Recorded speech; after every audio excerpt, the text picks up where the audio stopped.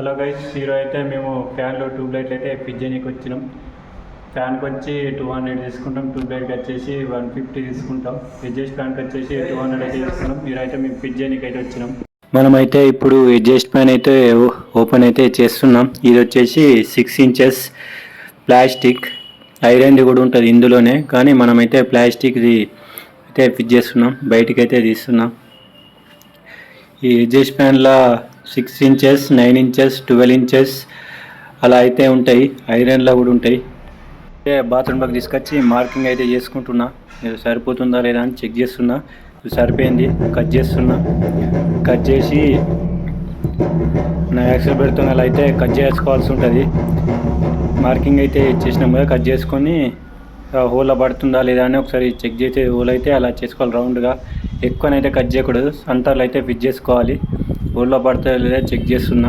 పక్కన ceiling rose point ఉంది కదా, ఆల్రెడీ మనం అప్పుడు చిప్పింగ్ కొట్టినప్పుడు కొట్టి పెట్టుకున్నాం. ఇప్పుడు దానిలో పెట్టిన కదా, సెట్ అయింది కదా.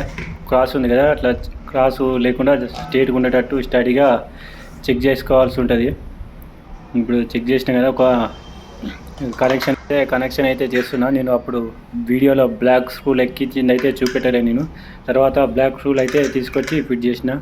పవర్ వస్తుందా లేదని కూడా చెక్ చేసుకోవాల్సి ఉంటుంది. కనెక్షన్ అయితే అయిపోయింది.